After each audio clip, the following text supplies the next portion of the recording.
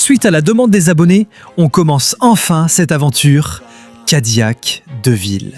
Une Cadillac DeVille 1967 à l'arrêt depuis plus de 15 ans, un V8 silencieux, une carrosserie couverte de poussière, mais toujours ses présences imposantes. Aujourd'hui, on découvre son état pour la première fois après toutes ces années. Alors, peut-elle vraiment revenir à la vie ? C'est parti. Le propriétaire a débuté son aventure à East Brunswick, dans le New Jersey, en annonçant l'acquisition d'une Cadillac 1967 à 4 portes, restée immobilisée entre 10 et 15 ans. Bien qu'elle fonctionnait lors de son arrêt, les effets du temps sont clairement visibles. Il a exprimé son admiration pour le design avant classique, notamment les phares empilés caractéristiques des Cadillacs des années 60. Cependant, l'inspection a révélé des zones de rouille perforantes bien connues sur ce modèle, ainsi que d'anciennes réparations de mauvaise qualité réalisées avec de la fibre de verre au lieu d'une réparation métallique correcte. Le véhicule est actuellement très bas en raison de pneus complètement usés, lui donnant une allure de lowrider. Sa longueur importante complique également le transport puisqu'il dépasse légèrement de la remorque inclinable. Enfin, le propriétaire a remarqué un autocollant indiquant un refus lors du dernier contrôle technique, ainsi qu'une lunette arrière instable qui doit être solidement fixée afin d'éviter tout risque pendant le transport. Bien sûr, la touche habituelle n'a pas manqué avec la présence du chien Gus, qui a immédiatement commencé sa mission de contrôle olfactif habituel, tandis que le technicien se demande avec humour si la voiture cache de mauvaises surprises à l'intérieur. À l'intérieur de la voiture, lors de l'exploration de l'habitacle de la Cadillac, la première surprise a été l'odeur. Au lieu des fortes odeurs de rongeurs, l'ambiance rappelait plutôt un vieux sous-sol industriel. Malgré l'absence de ciel de toit et quelques fils apparents, l'état général restait relativement acceptable.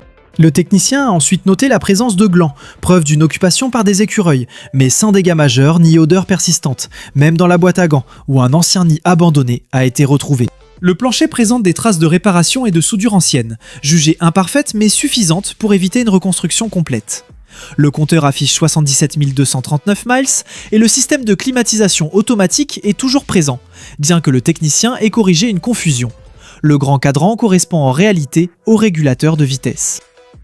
La pédale de frein est toutefois bloquée, indiquant une intervention mécanique nécessaire. Le technicien a également apprécié la configuration hardtop sans montant central, offrant une sensation d'ouverture une fois les vitres abaissées.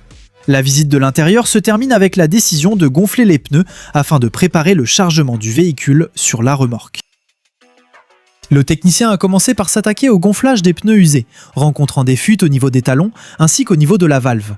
Malgré les difficultés, il a réussi à atteindre environ 20 PSI, juste assez pour permettre le déplacement de ce lourd véhicule. Il a ensuite utilisé une astuce avec sa remorque basculante en relevant l'avant du plateau lorsqu'il était vide, ce qui a soulevé l'essieu avant et facilité grandement les manœuvres dans les espaces étroits, comme si la remorque passait temporairement en configuration à un seul essieu. Il a ensuite mis en avant une fonction astucieuse de sa remorque basculante. En relevant l'avant du plateau alors qu'il était vide, il a soulevé l'essieu avant, transformant temporairement la remorque en modèle à essieu unique. Cela a considérablement facilité les manœuvres et les déplacements en marche arrière dans des espaces restreints. Ainsi, la Cadillac est désormais prête à être transportée vers l'atelier pour entamer la véritable phase de restauration. Le technicien a résumé le contenu du compartiment moteur, révélant un véritable trésor mécanique loin d'être négligé. Dès l'ouverture du capot, il a été impressionné par l'état d'origine de type Factory Condition que la voiture a conservé.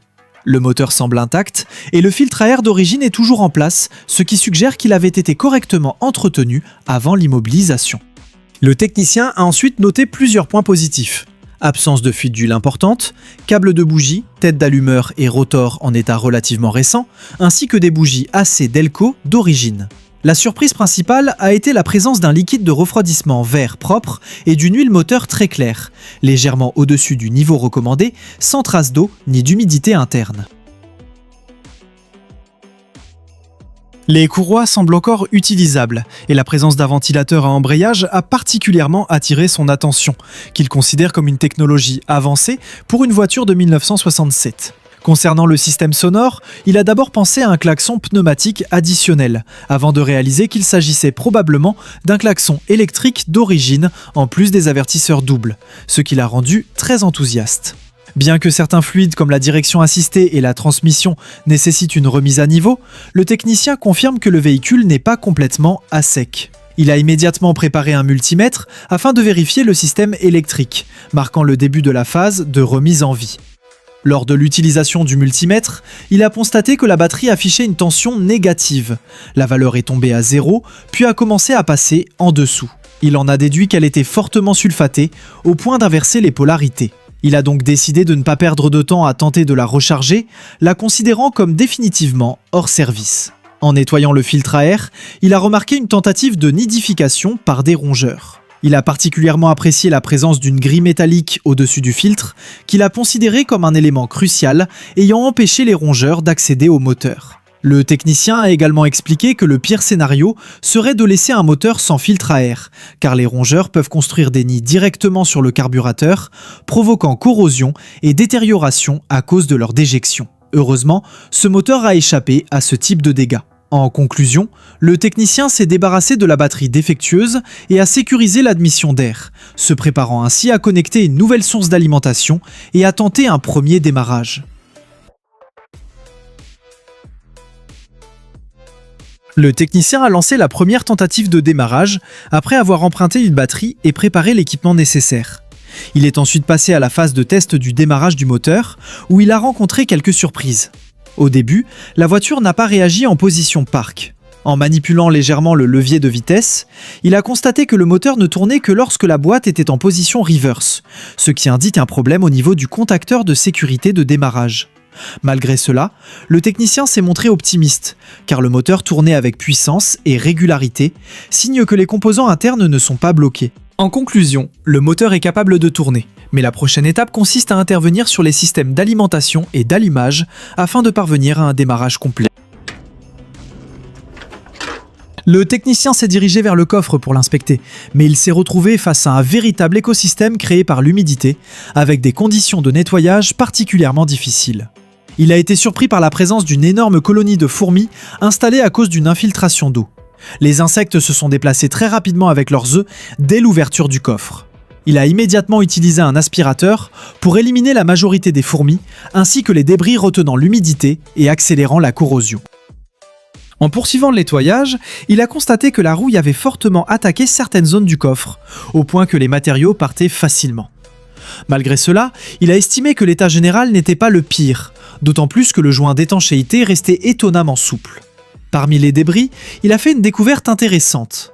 4 enjoliveurs d'origine en acier inoxydable en très bon état, ce qui représente un véritable atout pour le projet. En conclusion, le nettoyage a permis d'éliminer l'humidité et les insectes, révélant la couleur d'origine du véhicule, un vert clair, et préparant le terrain pour les futurs travaux de restauration. Après avoir sécurisé les entrées d'air, le technicien est passé à une étape cruciale, consistant à vérifier séparément les systèmes d'allumage et d'alimentation afin d'éviter tout problème lié au réservoir ancien. Avant la première tentative de démarrage, il a préparé un réservoir de carburant externe contenant un mélange relié directement au carburateur. Ensuite, avec l'aide de jeans pour faire tourner le moteur, il a constaté l'absence d'étincelles au départ. Après avoir vérifié la bobine d'allumage et confirmé son bon état, il a nettoyé les contacts affectés par l'humidité, ce qui a immédiatement permis de rétablir une étincelle forte. En ouvrant l'arrivée de carburant, il a remarqué que le flotteur ne se fermait pas complètement, provoquant une légère fuite. Mais il a choisi de continuer car la quantité restait suffisante pour un premier démarrage. Moment de vérité, le moteur démarre. Dès la mise en route, le moteur a repris vie avec un son puissant. Malgré quelques bruits métalliques au début, le technicien a précisé que cela est normal pour un moteur resté à l'arrêt pendant des années. Le moteur fonctionne désormais et la prochaine étape consiste à vérifier la stabilité de son fonctionnement et à l'améliorer. Après quelques instants de fonctionnement, les craintes du technicien ont complètement disparu. Le moteur, qui faisait du bruit au début, s'est stabilisé pour offrir une performance impressionnante, décrite comme fonctionnant comme une horloge. Le technicien a confirmé que le moteur tourne sur ses 8 cylindres sans aucune fumée à l'échappement, ce qui est un excellent signe de l'état des segments et des soupapes malgré les années d'arrêt. Il a également détecté un bruit inhabituel qu'il pensait être un problème mécanique, avant de réaliser qu'il s'agissait simplement d'une fuite de dépression provenant du système de climatisation, un souci mineur comparé à l'état global du moteur. Concernant le carburant, il a remarqué l'absence de sortie de carburant depuis la pompe d'origine, ce qu'il a considéré comme positif à ce stade, suggérant que le réservoir est probablement vide plutôt que rempli d'essence dégradée. Le technicien prévoit de relancer le moteur pour compléter le niveau de liquide de transmission, puis de s'attaquer aux roues en retirant les anciens pneus et en installant des pneus de 15 pouces afin de redonner à la voiture sa capacité de rouler correctement. Le moteur est en très bon état et l'étape suivante consiste à rendre le véhicule mobile en toute sécurité. Pendant que le moteur tournait, le technicien a commencé à compenser le manque de fluide essentiel tout en surveillant attentivement les différents systèmes pour assurer un fonctionnement sûr. Le véhicule a nécessité une grande quantité de liquide de transmission, soit 1 gallon complet pour atteindre le niveau minimal sur la jauge, ce qui indique une importante pénurie. En revanche, le système de refroidissement fonctionnait correctement, avec un flux visible de liquide dans le radiateur, signe que la pompe à eau est en bon état. Le technicien a également ajusté le ralenti pour améliorer la régularité du moteur et a confirmé après inspection que l'huile moteur est propre et exempte de traces d'eau, ce qui reflète la bonne santé interne du moteur. Malgré cette stabilité, un obstacle mécanique subsiste, la porte conducteur bloquée qui devra être résolue avant de passer à l'étape suivante du projet.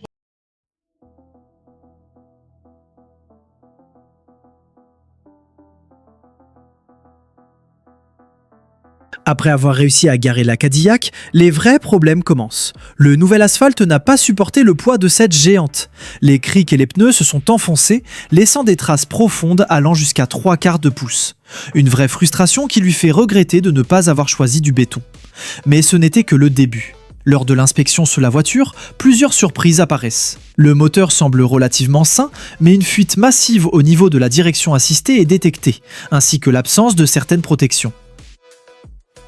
Le choc vient surtout des freins.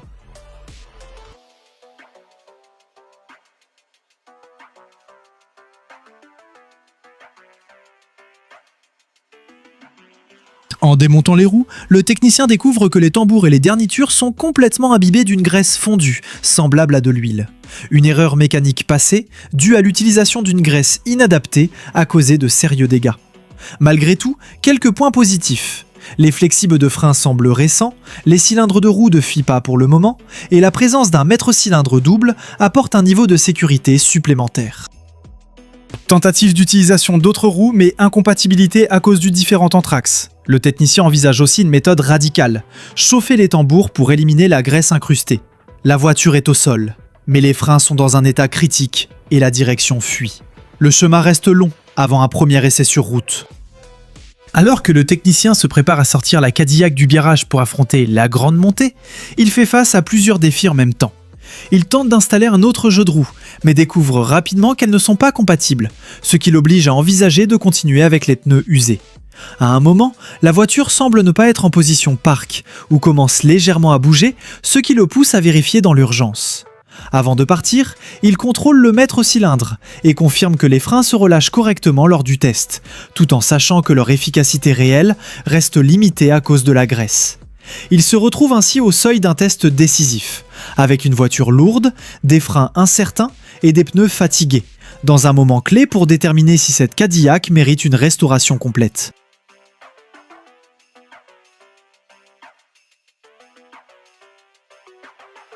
Du côté positif, les freins fonctionnent très bien, peut-être même trop bien, car ils ont tendance à se bloquer presque instantanément au moindre contact à cause de la saleté accumulée. Mais ils pourraient s'améliorer avec l'usage. Le problème est qu'ils fonctionnent en mode tout ou rien, donc il prévoit d'appliquer un peu de lubrifiant, et si cela ne s'améliore pas, le souci pourrait venir du maître-cylindre. Les feux ne fonctionnent pas, car l'interrupteur d'éclairage a été débranché auparavant, et le klaxon est également hors service. En revanche, il a découvert une fonctionnalité intéressante. Le volant est extensible, un détail très typique et appréciable. Il a aussi tenté de réparer le loquet sans succès, ce qui pourrait l'obliger à retirer le panneau pour un meilleur accès et une inspection plus approfondie.